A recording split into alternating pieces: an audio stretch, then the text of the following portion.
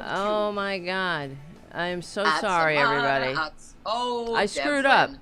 again. The I screwed Devlin up. is in the details. Let's go. The Devlin is in the details. Well, we're just gonna go now because There it is. yeah. There it is. Magic is happening. I Magic screwed is up, happening. guys. Now I Well, forgot you to hit know, the go you're only live button human. again. Yeah. It's the day after St. Patrick's Day, so we'll forgive you. Yeah. Well, We'll I don't forgive- drink, unless so I don't you- have any excuse. But I am I'm just Irish. saying. I am Irish, so. Well, you're the only one on this screen who is. So, but I have the more Irish name, which is weird, right? I know. And so It's very. I interesting. actually did go. I know. Yeah, it baffles cashiers. Let me tell you. And everybody else. But anyway, I did go out last night, which I normally don't do on St. Patrick's Day because it's a drinking holiday. So why would I go out? But my beloved Low Bar Corral did a pop-up pub sing thing down in Salem, Oregon, which is known to be a rockin' metropolis. It's just about an hour south of Portland, and we had, not a humongous turnout, but we did have a whole lot of fun singing our hearts out to the likes of the Pogues and House of Pain and U2 and Snow Patrol. It was a joy. So if I'm a little froggy today, it's because I was singing at full volume, trying to, we made up for what we didn't have in like physical bodies. We definitely made up in volume. Speaking of which, we are here mostly, Devlin and I are here to amplify the truth. The truth is something that is severely lacking in the media and in the public domain these days. And we are here to elevate and amplify. And we are both lamenting our frustrations in getting the messaging out. And it gets stupider every day. Yes. And right before we went on, Devlin told me something that made me laugh out loud, as the kids say. So I want you to share what you said to me, and then we're going to break it down because it's ridiculous. It's almost hard to believe, really. I mean, every day I think they hit bottom, and then the trapdoor comes out, and we go tumbling into Dante's Inferno further. But it's just bizarre. So Minnesota Republicans have introduced a bill to revise state law to include Trump derangement syndrome as a form of mental illness. The bill was introduced. I know you could. I mean, it's. I can't. I cannot. It is the dumbest thing. By the way, am I so coming in clear? Because I don't look clear to me. You look a little pixelated, and it's Portland internet. Yeah, Portland internet. The fact is, guys, we're getting Tara Dublin some good equipment, and she'll have it as soon as possible. Yeah, it's going to be so much. There'll be a real webcam very soon. Yes, so it'll look soon. different. It's on the way, so bear with me. Better. I don't normally look this fuzzy. But, all right, anyway. Yeah. So here's what we all need to agree on. Trump derangement syndrome is not a thing, and every accusation is a confession. Yes. They're the cult. We are not. Right. We only tell the truth. Right. And it triggers them, and they're the deranged ones because they're the ones that still walk around wearing all of the Trump stuff and waving their Trump flags, and they're still mad, and they're still triggered, and there's all the thing, and it's ridiculous. It's not a mental. They're embarrassing. They have the mental illness. They have the groupthink mental cult illness. It's not on us that you don't like the truth. Exactly. And so just what? Right. Well, that's what Minnesota really. So I know. It's so pathetic. But I want to say that when I said this story to Tara Dublin, I was impressed because I talk about this all the time that we're not the ones with Trump derangement syndrome. They have Trump derangement syndrome. To think that a tax cheating, draft dodging, serial bankrupt, sexual predator, convicted felon con man with a fake university, a fake multi-level marketing vitamin scam, Putin puppet is fit to be the president of the United States. There's nothing more deranged than that. Than thinking that because he played a successful businessman on reality TV, that makes him an actual successful businessman. That's pretty deranged. It's also very pathetic. So to say that Trump derangement syndrome. I mean, to hate Trump or whatever. I don't really. I mean, I do hate him. I probably, because he's like, I would hate a parasite destroying my body. I hate a Trump destroying the body politic, right? So, but he is a cancer on humanity. Exactly, he's a sickness. Well, he is actually feeding off the that sickness. Is the sickness. Mm-hmm. And that is the sickness. To me, being a Trump derangement syndrome is a patriotic imperative, the way that they define Trump derangement syndrome, which is hating Trump or not liking him. I mean, what's to like? Give me, please. I don't understand. That's what I just don't understand. What is it? What is it about him? And if you ask, they rattle off some of what they believe to be facts that are not facts. Yes. He's the first president to not take a salary. What? Bullshit. He was hawking Are you kidding me? in front of the White House the other day. Oh my God. And how many laws and acts does that violate, right? Exactly. So, he left the Oval Office the first time, slithering out with his, I don't even want to say tail between his legs, because I don't want to envision what's between his legs. But anyway, I mean, we already have a kind of a view because of Stormy. God help her, really, Stormy. But bless her for telling us everything. I feel bad for her that she even had to go there. I feel bad. But, she made money. Yeah, exactly. She's one of the few independent contractors that he did pay. That's true. That is true. That is true. That is true. That's so funny. In installments, that's the other thing. Because he had to. Right. And maybe what billionaire, right, like he pays porn stars off in installments. That's, billionaires don't really need to go on the installment plan, a layaway plan for hush money. But, he left office richer. Go ahead. Sorry, Tara. Yeah, of course he did. And he still will. No. It's just what we saw the other day was like, it was once, and he was standing there with like a sales pitch in his tiny little hand. And it was one, step shot from, what'll it take for me to get you to this beautiful Chrysler LeBaron? Right. Hey. Not a successful businessman. We've talked about this before. He bankrupted casinos. Find the success in that. Exactly. And again, everything that they were trying to blame Kamala Harris and Joe Biden for is actually what Donald Trump is. I mean, please explain to me how it would have been better. Why is it better for Gaza to have Donald Trump when he's trying to flatten it and turn it into the Atlantic City of the Middle East? Gross. So, everything that we're seeing is the opposite of what Americans, regardless of political affiliation, should want. You don't want your Social Security taken away from you. You don't want that. That's your money. Yeah. It is not a Ponzi scheme. No, it would be great if we need Democrats out there making, and here's another thing that you and I really wanted to talk about today, is getting out Democratic messaging in an effective way. Right. Because that's a huge complaint that we always hear, right? Mm-hmm. And especially with the shutdown Michigas and Chuck Schumer really showing. Yeah, he screwed us. And it was, I was on Hal Sparks' show yesterday, and Hal's I saw. right? And you're between a rock and a hard place in this situation, because if you don't prevent a government shutdown, then first of all, it's bad for the country if the government shuts down, and then Republicans would make it Democrats' fault, even though it would be their fault. Yeah, but still. And then the other side of the coin is that going along with Republicans makes you look weaker. And so what do you do? Well, and so, but what we do is replace him in leadership. Yeah. So that's the first step.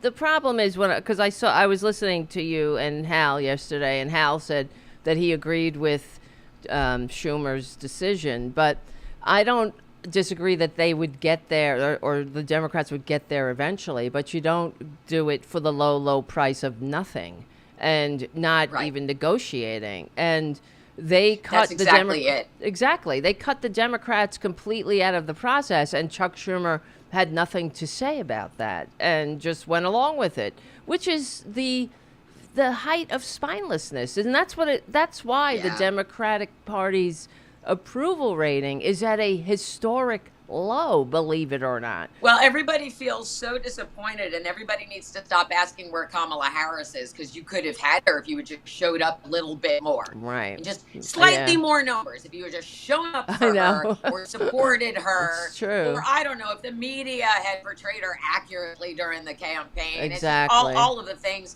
And then there's also the fact that so many people now believe that the 2024 election was rigged, and it was pretty glaringly obvious because you can't stop bragging how they stole the election. So, right. It's one of these like perfect storms of all of this terrible stuff happening all at the same time. And so it's not just one thing that we have to do. It's a bunch of things that all need to happen at the same time. And what we need is a replacement in leadership in the Senate.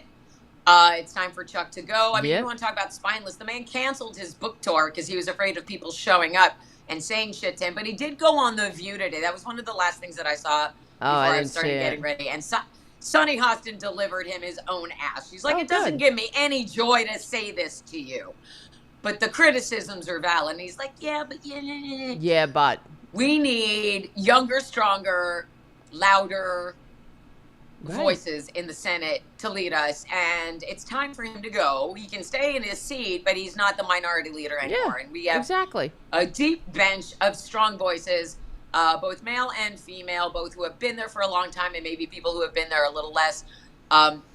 Chris Murphy is a great contender, Cory Booker, Chris Van Hollen, Mark Kelly, Elizabeth Warren, because she scares the shit out of Trump and understands how the Fed works.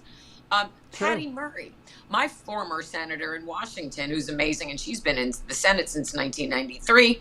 And then my senator now, Jeff Merkley, who's been incredibly effective in pushing back and been very vocal and consistent, as well as Ron Wyden, my other senator. So there are plenty of more than suitable replacements for Chuck Schumer, and the sooner the Democrats take care of that, that's one way to gain confidence. Right. And then we also need, you and I've talked about this as well. I talked about it with Hal, and I'll keep talking about it and posting about it. We need a Democratic press secretary immediately.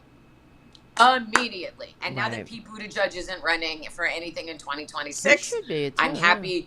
He'd be great. He would. He'd be great because he goes on Fox News. He talks to Republicans. He understands their mentality and how to, go a step, above, because what they like to do is, they would rather attack the questioner than address the question. That's all they do. Exactly. But Pete Buttigieg doesn't let them get away with that. Right? Yep. So he's got the facts, and he's not afraid to just hit back with the facts, and he does it in such a way that, he really does wipe the floor with them whenever he's on there. I give him a lot of credit for doing it. Yes, and he won't get the same kind of pushback that a woman would, which is just an unfortunate fact. That's true. Like if Joy Reid did it or Jessica Tarlov did it, it'd be different. I think Pete Buttigieg does have a lot of respect from Republicans, and so he would be a really great candidate for Democratic press secretary, and would also position him really well to run in 2028 because the country would have seen him in a commanding role telling everybody the truth, and I think that matters. And then the other thing is, and here's a question for you: what can you tell me about the Democratic special, the not Democratic only, the special election that's coming up? What can you tell me about that? Which what one? Have you heard? There's a few. Aren't you? Which one are you talking about? I'm talking about that we have 3 seats coming up that we can flip. Right. And so, but my question is, what have you heard about it outside of our particular universe on Political Voices Network? Have you heard anyone talking about it? No. Nope. That's a huge problem. That's the problem. That's a huge problem. Where is the DNC, and why aren't they pushing these 3 candidates who are running? We have 2 seats in Florida, which I know sounds insurmountable, but it's not, because Republicans don't want us talking about it. They're not talking about it. No. Because they want to skate. Yeah, they don't want people to show up. Exactly. And so the 2 seats in Florida, one used to belong to Matt Gaetz, and then the other was Mike Waltz, and both of them heavy MAGA. So if we could flip those 2 seats. So if you're watching this right now and you live in Florida, get going. Right. and boost the Make sure. candidates in Right. Florida. And there's two. One is a woman. Her name is Gay Valamont. So, of course, MAGA people are going to want to attack her because her name is Gay, which is a person's name, which Like meant the Enola something Gay. different. Right. Correct. Yeah, right. Like the transgenic mice. What is, transgender mice? No, what's wrong with you? So and then there's a guy named Josh Weil. And then in New York, if you're in New York, you got to push for this because we need a Democrat back in the seat that was somehow won by Elise Trashbag Stefanik. She's the and worst. Republicans Dead really eyes. aren't talking Horrible. about that one, right? So they have been very quiet about this one because they might be returning her to that seat if the UN stuff doesn't happen, because the one of the millions of things that Musk and Trump want to do is like take the United States out of the UN. So what would that do? That'd be fine. Well, they're just so anyway, horrible. Oh God, help us. I know. And Hal and I talked about this yesterday also, and what I learned from Hal, because I always learn from Hal. Blake Gendebian, we don't really know how to pronounce his name, but it's Gendebien, I think, or EIN. But anyway, he's the only Democrat running. There are 9 MAGA Republicans running, though, to try to win Elise's seat, and they're going to cancel each other out of the backseat of the clown car. And that really means that Blake has a pretty open path to winning that seat. It's just more people need to know about it. Yeah. And so if you're watching the show, whether you're watching it live with us now or you're consuming it later, which we hope that you do and that you share it widely and you sign up for our substacks, this is the messaging that we have to get out more than anything right now, is that we have a chance to get our House majority back, as thin of a majority as it would be. It's the same thin majority that the Republicans have been skating on. So, and then there's 2 other seats because people died. Right. And Democrats are going to be put in those seats. So those Republicans aren't worried about those 2 seats because they know Democrats are getting put in them. But these 3 races, Republicans are being very quiet about, because they want to quietly get them for themselves. The one in New York is, which I was talking about this on my show when it first happened, because the Democrats in New York, Hochul, and the Democratic Council, they're trying to slow walk the filling of this seat. Because, she could appoint somebody, but they want, or not, no, wait, excuse me. The special election, she has the say in when they run this special election. And Governor Hochul is, stopping it from happening to keep the the Republican majority as slim as it is. So anyway, but that's one of the things that I appreciated when I saw that, because it's like, these are the strategies we see Republicans employ, where they play, they play around with the rules. Play a little dirty. Yeah, and that's what Democrats can't be afraid to get their hands a little dirty now. Yeah, and the Republicans are screaming about it. And she's saying that I'm trying to look exactly. You do it. Yeah, she's saying that if you there's do some reason they can't do it. To do, right. Of course, Republicans would do it in a second without you, even an apology. But that shows you how scared they are. Yeah. Right. Yeah. If they're pushing back that hard, that shows that they're scared that a Democrat's going to slide back in that seat. Right, which is why they haven't confirmed Stefanik to the UN yet, because it's like this, they're playing a game of chicken. So, they just think that the Democrats will roll over every single time because they're institutionalists, and that's not what's happening here. So, they're really screaming and whining about it. But, it's just... I want to make a quick note in the chat. Quick note in the chat. Rick Nelson. Sarah McBride is wonderful, but she is a representative. She's in the House, not in the Senate. Did I say that? She's our first transgender... No, you didn't. Rick Nelson in the chat. But Sarah McBride is our first openly transgender member of Congress. We're very proud to have her. And Nancy Mace sure isn't, but Nancy Mace is fine with Caitlyn Jenner using the bathroom at Mar-a-Lago. Well, we talked about her last week. We don't need to do that again. I'm never going to get an answer from Nancy Mace's Of course comms not. director about why Nancy Mace didn't speak out against the Tates. We're never going to get an answer about why Republicans didn't speak out against the Tates. It's disgusting. It is so disgusting. And it goes back to the hypocrisy. And you want to circle back to what we were talking about at the very top of the show, the TDS. You're allowing international sex trafficking rapists to have safe harbor in Florida, and you're just shrugging it off. Right. That's fine. Exactly. You know, because it's violence against women. And women are just totally allowed to continue to be scapegoated in this society. Particularly black women get scapegoated for the failings of white men, but women in general. And there's another thing that Hal said yesterday that it was one of those moments.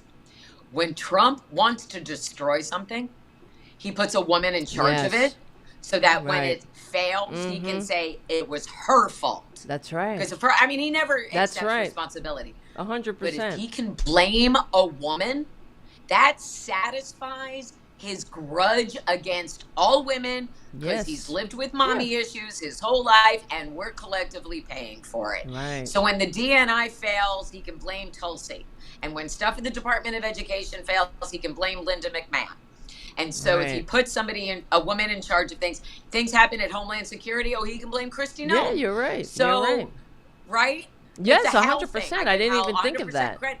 But now it makes so much sense. Yes, it makes does. So and it makes me scared sense. when I think that he has, who do you put in front of for Social Security? Well, I can't remember. It's a woman. It's a woman. There's a. It's a woman who's really in charge of Doge, not. Yes. Right. So she's the one who's gonna take the brunt for all of that, for sure. When it fails, when people start, they can walk dying away with their money. Mm-hmm. This is so disgusting. Which they are. Which is so. They're already dying of measles. We're already.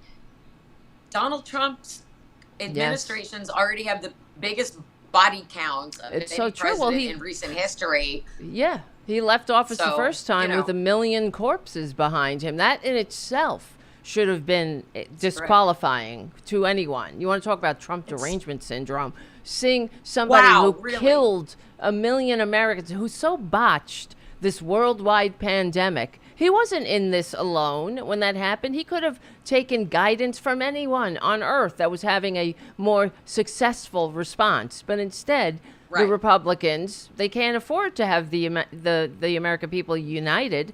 That's really what it was about. So instead, they used everything to divide us, right? Instead of being, we're in this together. That's why, you look at New Zealand, they had a very successful response. Because they had a community spirit about it. We're in this together. We will get through this together. If we had a Democratic president at the time, that would have been the prevailing message, and it wouldn't have lasted as long either. That's right. That is right. And it was also, this just tells you how stupid Trump is. That's a missed opportunity to make himself look like a hero. I know. Well, instead of saving millions of registered voters, he chose to ignore the facts. And again, it was a behind-the-scenes thing. He told Bob Woodward he fully understood how bad COVID was, and both of them sat on that information. So Bob Woodward thought his book release was more important. Don't get me started on that one. But exactly, that's an opportunity for him to prevail and that would have been something that even Democrats would have had to admit. That's right. Donald Trump did the right thing. He was tough on COVID. He made us lock down. He made us put on masks. He got us a vaccine. We thought it would be worse than this, but thanks to and they didn't do it. He could have been that was a fantastic opportunity. And You're instead he blew it like he blows everything else because he's the most incompetent human being to ever have existed. And he's evil too. He's sick and evil. And you're deranged. You're deranged if you're fine with that. Do you want to hear some of the symptoms that they put in the bill? There are symptoms of TDS? In the bill. The bill defines TDS as the acute onset of paranoia in otherwise normal persons that is in reaction to the policies and presidencies of President Donald J. Trump. F you. They always have to put the J in there. The acute onset. Yes. Symptoms. You don't know what words mean. Right. Okay, Symptoms may include Trump-induced general hysteria, which produces an inability to distinguish between legitimate policy differences and signs of psychic pathology.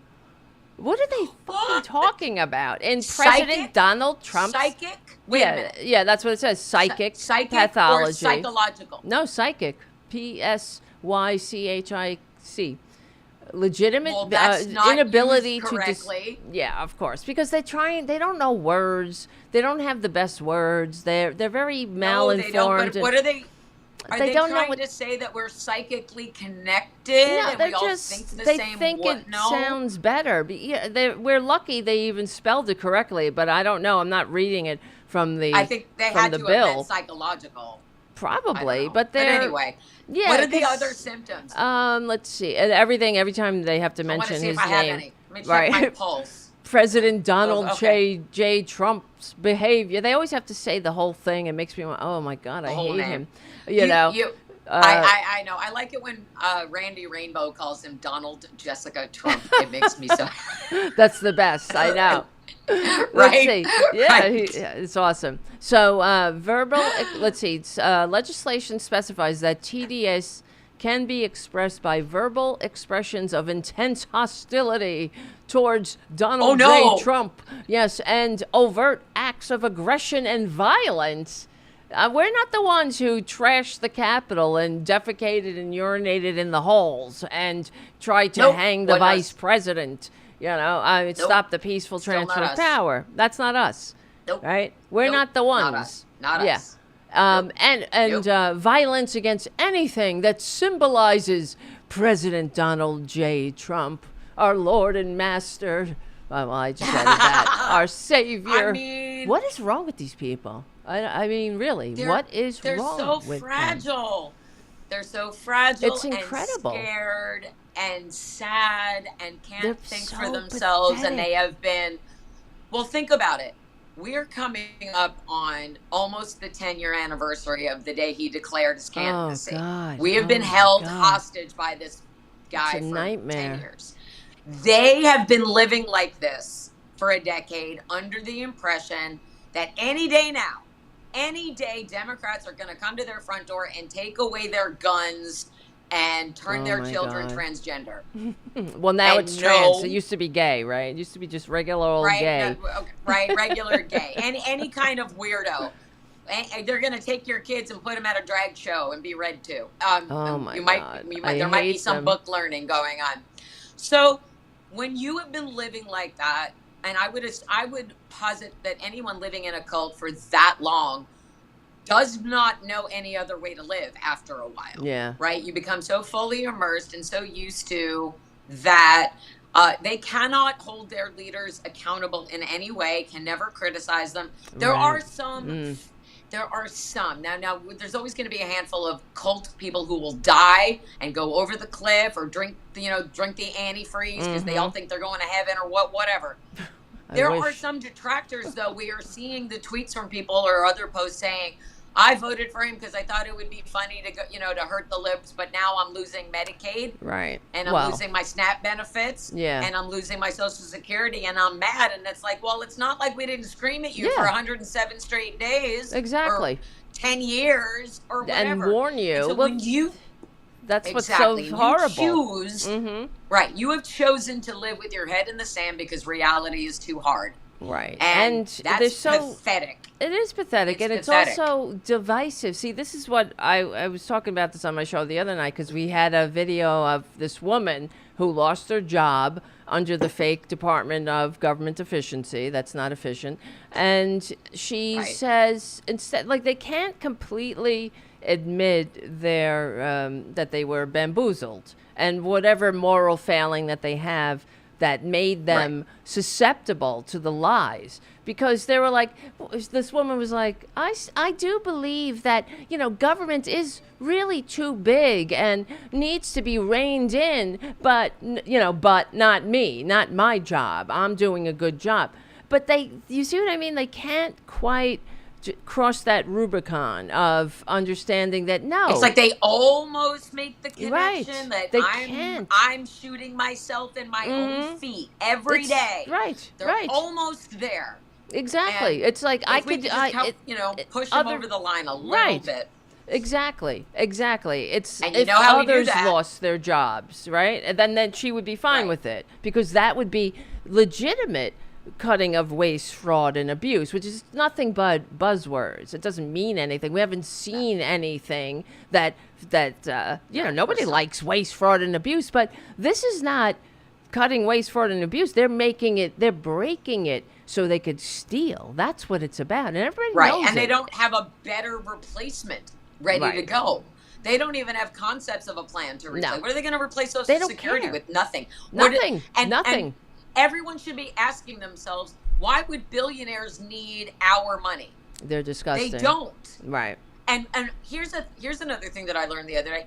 Elon Musk is now having his lawyers writing bills in Delaware because there's like tax shelters in Delaware. Motherfucker. Elon Musk should have no ability to get a bill written because he wasn't born in this country. I know. Fuck him. He said, I don't know if I was like, watching a lot of videos. But didn't he say something about how his companies are all safe and he's never hurt anybody? And yes, people have died in your Teslas, idiot. I know. Do some more ketamine, Exactly. But I saw some other video. I don't know if it was like an AI though. Maybe somebody on the chat can tell me. But they were where he's saying, well, not. Somebody said, well, you can't be president, and he said, not technically. Or something like. I don't know if I saw that or I dreamt it. Wow. Now that I'm saying what he could do though, he could go back to South Africa. And run for president there. Mm-hmm. You want an apartheid state? Go back to your own country and fuck it up. Leave ours alone. He's the worst. Because we were actually doing really well. Thank you to Joe Biden. And all of this is just. Trump is so jealous of Joe Biden and always has been. And he's jealous of anybody who. He's jealous. Well, he's jealous of anybody who is beloved by any group of people rather than feared, right? His cult fears him. It's not really love. It's more like we get to hate the same people together. That's it. Yeah. It's basic, right? That's what they get. And that's really the connecting tissue. The connective tissue of MAGA is we hate all the same people, and now we're allowed to say so. Right.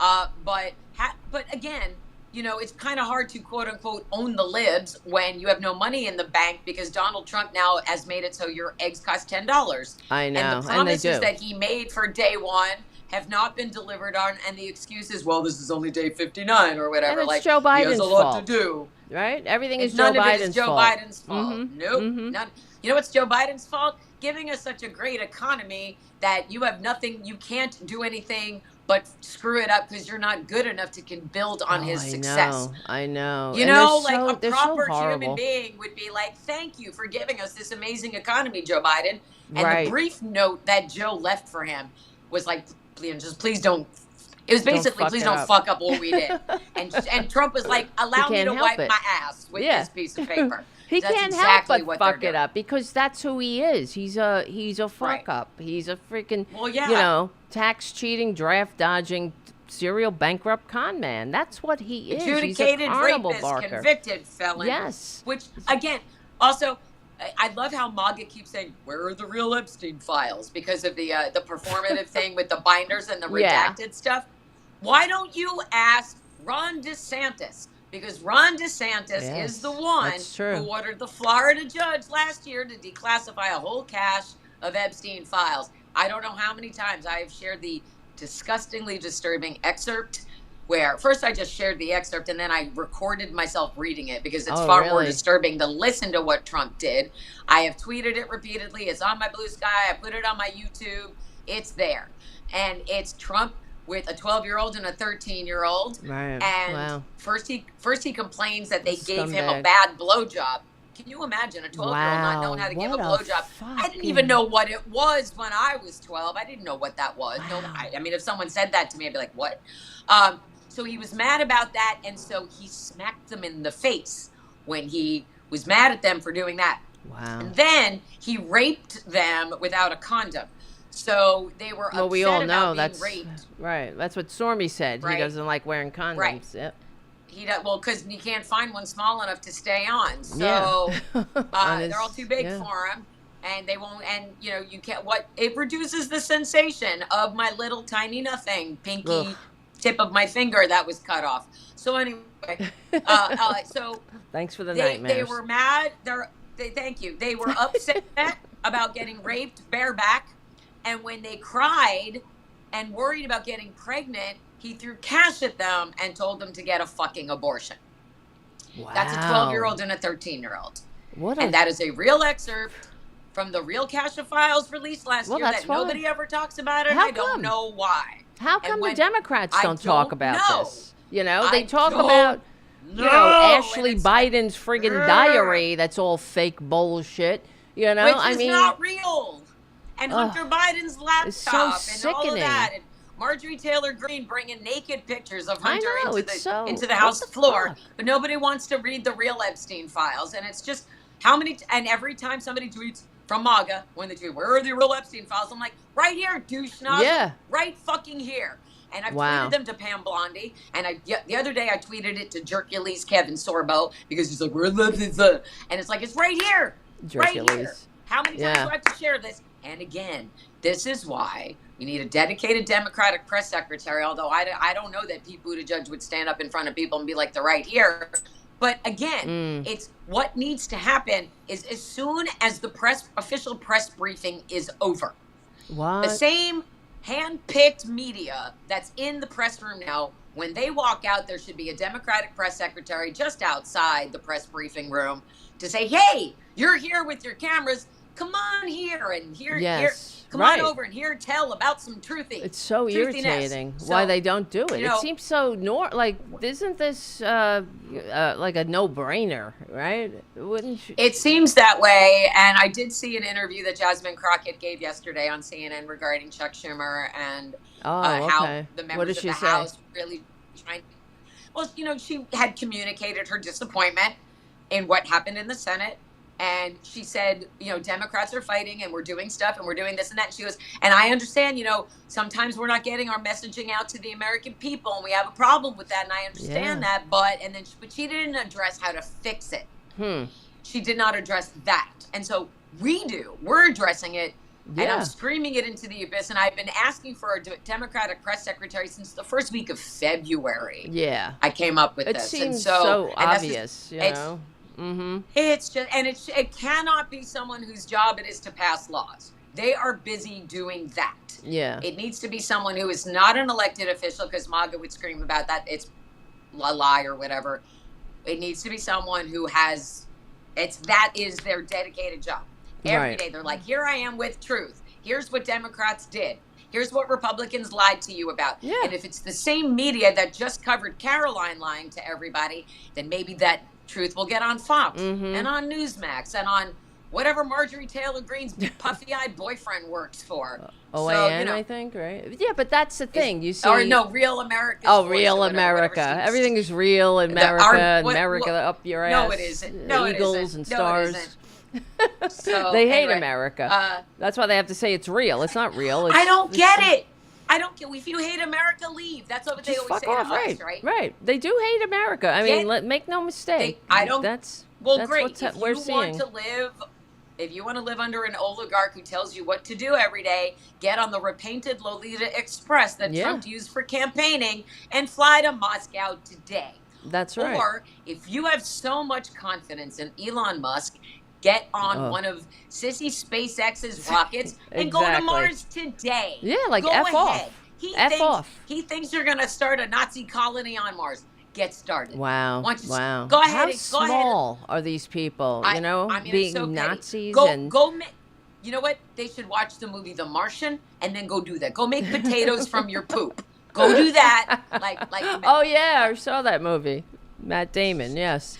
Matt Damon did that. If Matt Damon can grow potatoes from his poop, go ahead. Nazis love potatoes, right? Germans love potatoes. So it's a hearty meal, right? That's a food of my people, at least. So, I'm not saying all Germans are Nazis or all Nazis are Germans. They're not. I'm just saying all Nazis German food is based around potatoes, just like Irish food is based around. I love potatoes. I love potatoes.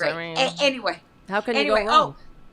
from the chat, donate to Ukraine, Slava Ukraine. Yes, Ukraine is our ally, unlike the Republican Party. That's another one, right? So, yeah, it's just like everything is backwards, and this is why the fact that the Democratic Party has an appallingly low approval rating at this point is indicative of the fact that they are not only the victims of bad press from the right, of course, because they just keep hammering they're weak, they're spineless, they're stupid, they're out of touch, they're woke, whatever the hell that is, and the Democratic Party just doesn't have the like you're saying, the message and the mouthpieces, let's say, and the platforms to get the message out. And I've been screaming this into the wind forever about how the Republicans understand, because they have nothing in reality to boast about. Everything is a lie. So that's why they fund YouTubers and podcasters, and they make sure that wherever someone goes, they encounter the right-wing message. And that's why, 9 out of the top 10 podcasts are from right-wing men. So, which is, and because they're being funded. It's a conversation that we've had repeatedly. We were having it over text earlier today, is that the money is in conservative talk. It is. And because it's fear-driven, again, and fear sells a lot better than facts that can keep you calm, which is weird because you would think that people don't want to live at that stress. But that's what Donald Trump has done to us. Prior to Donald Trump, we did not live like this. We did not live at high alert. We did not live in a rage fear cycle. But it was starting. I mean, since the Telecommunications Act of '96, which created these silos of information, there's been studies. Thanks, Bill Clinton. Yes, that's exactly. One of the few things I can criticize Clinton for. Exactly. And I talk about this. That's the main one, because everything starts with a conversation. What did the Nazis do when they first became, trying to become a legitimate political party? They took over a fledgling and floundering newspaper in Germany, and it wasn't about making money. Of course, they had a big money benefactor and who bought this paper, and that's where they started getting their poison into the empty heads of the people who were susceptible to it. And that's what, since Rush Limbaugh, I've read studies on the air of my show that say, the divided country, we could trace it back to the Telecommunications Act, because that's where people started to break off into silos of information. And here we are, because you used to have one, you would you had NBC, ABC, and CBS, and people trusted the news networks, which were, the news outlets of those big networks, which were not profit-driven entities at the time. They were supposed to be a public service, like Edward R. Murrow. Right, and they didn't tell you how to think or feel about the news. No, they just reported. Here's what happened. Yes. Here's what also happened. But also, right, like when they say that the Vietnam War ended when, what's the guy's name? He said... Walter, oh God, somebody on the chat room remind me, but an old-time news broadcaster, not Edward R. Murrow. Was it Walter Winchell? Walter, Winchell? Not Walter Winchell. No, that was earlier. Cronkite? Walter Cronkite said that the war was unwinnable. So it was, and that's when public perception was like, we got to get out of there, Right. And it still matters, right? It's still, the messaging from the media still matters, and unfortunately. And it does. So and what happened when Bill Clinton signed that bill, the deregulation meant that companies could go into a market and flood that market. That's right. With multiple radio stations, multiple television stations, all sending out a very similar message. They bought up a bunch of AM frequencies. Conservative talk radio then exploded on the AM frequency. Yes. And when Air America tried to be something, which is basically what Political Voices Network is, but it was on the radio. And you had Rachel Maddow, and you had some of the people from the Young Turks who have gone astray, but Al Franken, Janine Garofalo, you had really reputable left voices speaking truth to power, but it just didn't hit, and it was because it was drowned out. Well, it was also mismanaged, though. Yeah, yes, I mean, it because was they didn't really know what they had, and that's frustrating when you see a great idea that isn't executed well, and it just means whoever was in charge didn't have the vision to be able to, you have an idea, that's great, but it's executing it and implementing it and making it take hold. It was run by conservatives. That's where you're gonna. They were. I don't know the whole story because I remember Mike. I was working with Mike Malloy a lot at the time, and in fact, he was, whatever you rated, the #1 radio show in New York City, and they fired him the next day. Okay, so he had the most popular radio show in this major market, and for whatever reason he got fired the next day. So this is what crazy. Happens. Yeah, that's it doesn't what make any me, sense. Though I was on the radio here in Portland. It was not talk radio, it was music radio. I did the midday. We started being impacted by the economy and started getting seeing layoffs like in the office and in support staff. But I was naive enough to think that I was important enough to be kept because I had the highest ratings. I was eventually the only woman on the air. Right. I was in the midday. I had the most endorsements, which means they had the most money invested in me. Right. I had come up with the station's #1 money-making event, which they still do, by the way. There's a concert series here in Portland called December to Remember that they do at the Crystal Ballroom every year except the pandemic years. And it still makes money for them. It's their biggest money-making event every year. I get no money for it. And it's frustrating because it's like, I know what we could be doing with the airwaves and we're not. And it's the same thing as what we should be doing with the Democratic press secretary. And nobody has jumped on it yet. And it's frustrating. And the other thing that in the millions and billions of countless ways that Donald Trump has ruined communication for now, he has made it so that ratings become more important than content. And it all that matters is how many we're watching, not what was said, whether it was true or not, whether it's good for people to hear or not, whether it's actually entertaining or it's just for a bunch of dipshits lighting their farts on fire. And when you say 9 of the 10 top 10, are white men, right wingers. I mean, I know the Midas Touch podcast knocked Joe Rogan out at the top. Podcast, which is great. And I saw the stupidest thing. This is another stupid thing. Michelle Obama and her brother Craig Robinson have a new podcast together, and it's called IMO. In my opinion, it's not a political podcast. They try to tackle topics that are important to people as on a human level, to relate, to connect, and just say, here's an experience I lived through, and this is how I did it. And their most recent episode, they talked about how Craig got a divorce, and which is a common thing in the United States. And Michelle expressed to him that she was really upset that he didn't talk to her when he was going through his decision-making process and didn't tell her until it was there was no other way. They had to get a divorce. And he said, I just didn't want to let you down. I didn't know how to talk to you about it. And it was just this conversation between a brother and sister who care about each other, who have a very close relationship that had nothing to do with politics. And because it was Michelle Obama, MAGA people left horrifically racist comments and said it was boring and who cares and you're never going to beat Joe Rogan. That's not what her podcast is about. That's not the point. So if you want to go back and circle back to the beginning again, that's the TDS. That is what they have been led to believe is important. You and I aren't going to beat Joe Rogan, and I don't care about that. Right?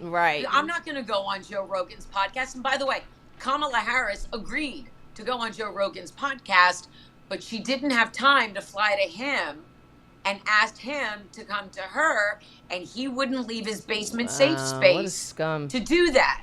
So he could have accommodated that, but it's better. Well, it's a better story for them to say she never did that. It's a flex for him. Right? And who knows if that would have even helped her in the long run, because it exposes her to the kind of dipshit mentality, like the Right. kid who answers Nancy Mace's phone Yeah. when I asked his name and he spelled back my name. You know, it's just It's juvenile. that juvenile bullying. That's who attack they the are. questioner instead of Right. addressing the issue. That's all they do. If you ever hear Stephen Miller, oh my God, it's who got a he's- platform to do that on CNN yesterday. Oh no! And all he does is attack. Whenever they ask him a question, like he just goes off about how demented, deranged, whoever the questioner is. It's so tediously That's annoying. exactly 100% it. And I mean, Stephen Miller, maybe he was just hangry because he hadn't eaten a baby in a few hours. But I always it's so go back. vile, Stephen, you know. I mean, he ordered separate the families being separated at the border, and a mother was separated from her breastfeeding baby. Oh my God! And the he gets off on it. Is the point. But the thing is, they his family, you know, as his grandmother, I did a whole thing on him too. There was an article.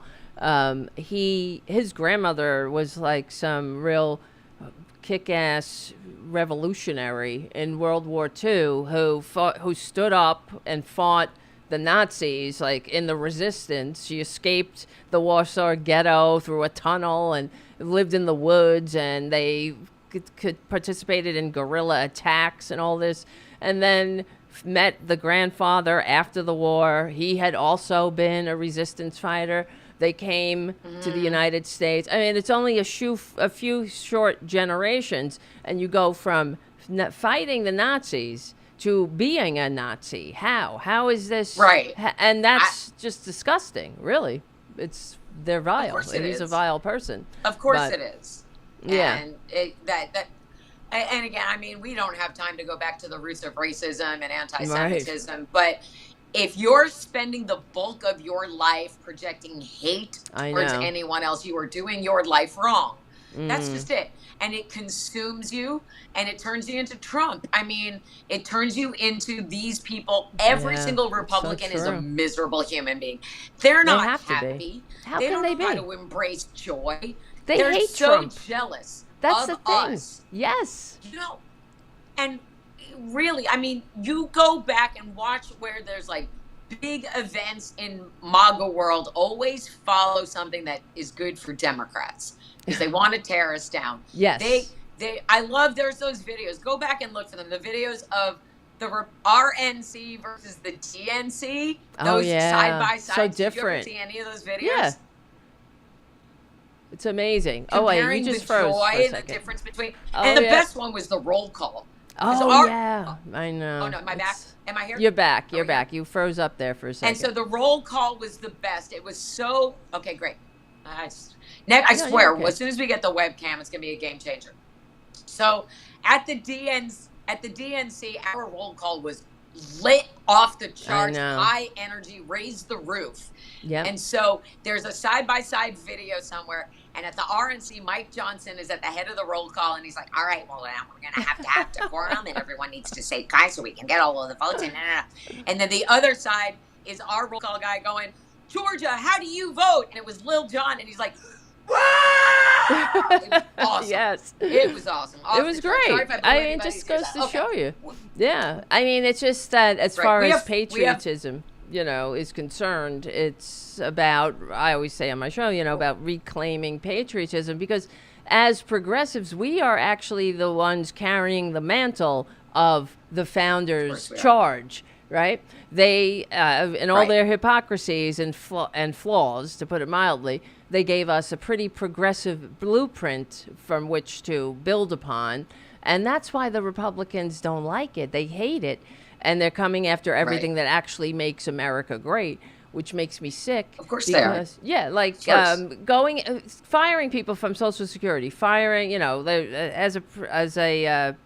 in preparation to privatize it, which is their dream, because nothing is worth doing unless a billionaire can use you as a host from which to suck profit and discard. It's disgusting. Yeah, forget the general welfare. Forget, e pluribus unum. We're in this together. They want to steal. They need that money. F you. We're going back to the Dark Ages. That's where they're taking us. That's right. And that's what, That's what right. makes me sick. And I think I'm going to write an article. I've been behind on my articles on the Substack because I was sick last week, like bedridden sick. But I remember. yeah, it was bad. And I was, one of the things I want to write about, or I've just been thinking about in general, is that if, what kind of shining city on a hill behaves like this?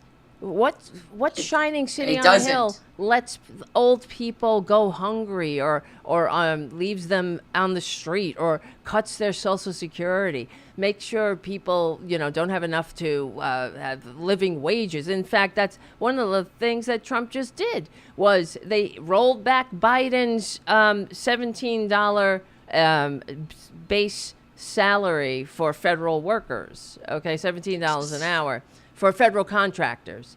Such miserable people. Everywhere they're so they miserable, look. and they want everyone to be miserable. Yeah, and all cutting of this lifelines. is to please Putin, and it's disgusting. All right, we just have a couple of minutes left. We do. We always want to end on something positive. Say something positive to the kids. What's something good that happened to you this week? Me? Oh, geez, I don't know. Say something nice. Give them something to look forward to. Oh, you're... well, I do know that we will win eventually, because if you notice, Republicans, they always have to pretend they're doing it for, liberal reasons. Like, oh, we're doing it because this is going to make everything great, or this will trickle down on everyone with great prosperity. But that's why we will win. But yeah, I don't know.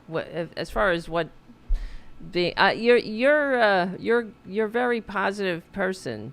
And which is good to my negative person. I'm really not. I'm really not. Okay. I'm not negative. Really, I'm just not. It's not that I'm negative. It's I have had an issue with skewing negative, and that's why I'm trying not to be. Right. Right. And it's about when people say there's no hope. That's not true. We're not hopeless. We're not helpless. No. And the thing that I can't stand is when people whine but don't offer solutions. True. This entire show, I offered solutions. We offered solutions. We need a Democratic press secretary. We need to be boosting the special election. We need a unifying message that is boosted constantly. And so that's one assignment for everybody who's watching the show. But I wanted to leave on a personal. First of all, everybody who is watching, there's 115 people watching right now. If all 115 people signed up for both of our Substacks, that would be delightful. I wish. Right? So Please, I would love that. That'd be awesome. I would love that. Wouldn't that be amazing? Yeah. Sign up for our Substacks and subscribe, of course, here on Political Voices. But also, here's my book, The Sound of Settling. It's a rock and roll love story that basically has nothing to do with politics. I'm self-published. I'm still trying to get a proper book deal, trying to get an agent and all of that. And I've gotten it to some people, but nothing's really, and it's been a slow 6 weeks of sales because everybody is like, the world is ending. Yeah, and I that's would posit, true. Right now we need to do good things for each other, and you also deserve an escape, whether you're binge watching something or you're reading a great book. And so here's a nice thing. I have a blurb from Cameron Crowe on the back of The Sound of Settling, and everybody loves Cameron Crowe. And it's kind of a universal blurb that he gave me forever ago, not specific to this book. I got a private message from Cameron yesterday. Oh, wow. On Twitter. He finally read the book. He's finally read The Sound of Settling. He read it on Kindle in a day and a half. Nice. That's great. And What an endorsement. I know. And I just sent him the follow-up to read, which I haven't self-published yet, but exists. And so that's a good thing. So if it's good enough for Cameron Crowe, that's a great 115 endorsement. people could buy this book right now, which I would love because I've sold 2. So it's taradublinrocks.com. I would love it so much if you don't identify as a reader. Someone in your life does, and it makes a lovely gift. And if you buy The Sound of Settling and then you message me, I will send you an autographed book plate, and you can stick it inside the front cover. All right, that's awesome. How's that? That's a great little gift there. One final bit of joy. We'll be back on Thursday. Whoa! We're doing two shows a week. TNT twice a week. TNT, we're dynamite. So TNT, dynamite. Ooh, I love me some AC/DC. So me too. That's my first concert I ever went to was AC/DC and really? Ozzy Osbourne. That of course it was. Of Right. course it was. You rock star. Of course it was. Mine was Duran Duran. Oh no. Oh wow. No, And then I went to see lifelong Judas Duranie. Priest. Oh That's yeah. awesome. My cousin too. You might run into her. She goes to see all the Duran. She goes on like the '80s cruises and all that. Would love to go Yeah. on the 80s cruise. Are you kidding? I would love if someone would pay me to go on the 80s cruise and write and make videos about That's it. awesome. What a great I life. would be the ultimate 80s cruise correspondent. That would be I feel like. wonderful. Because Yeah. I wanted to be Martha Quinn the entire time when I first got MTV.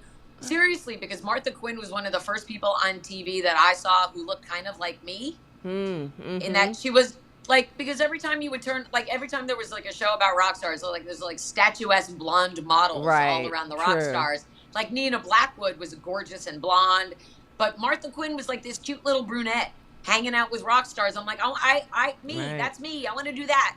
So when you see yourself reflected in society, that's also huge. It totally does. And it also matters that we are here together, communicating with each other, lifting each other up, staying. And I know it's hard to stay positive, and that's why you need to keep up with the Political Voices Network. And another thing that we're planning on doing, Hal and Frangela and John Fugelsang want to go back out on the road. And I want to go with, I get to go maybe do a couple of shows with them, and we're going to try to put that together so we can go out there and meet the people face to face and have those kinds of conversations as well. That'd be great. Wonderful. Wouldn't that be awesome? Yes, we're very excited about that. We're going to try to put that together soon. Hal and I talked about that yesterday also. Nice. So just remember, no one is alone. You are not alone. And another thing to remember, don't isolate. Get out in your community, and wherever you go to hang with your people, go there. Go there and do that, and take care of yourselves, and eat good food, and take care. You know, like don't make yourself feel worse. Do something that you know will make yourself feel better. And it might be hard, but consider it an act of resistance. It's an act of resistance to not let them steal our joy. You're right. Frangela preached it from up on high. They cannot take who we are away from us innately as people. So we're good people. You're right. We're the good guys. They're the bad guys. It's a David and Goliath. And every win for them is not really a win. It's actually a win for us because it gives us a chance to push back against what's wrong. Well, my father used to say, every knock is a boost. I try my best. Correct. So everybody do your best. You have your assignments. Boost the special election. Make sure you're following us on the socials and you're taking care of each other. Okay? All righty. And we'll see you back here at the same time on Thursday, my friends. On Thursday. We will win. Remember. Thursday. Who knows what the world will look like on Thursday? All right. I'll see you guys later. Maybe everything will be better. Okay, bye, you guys. See you.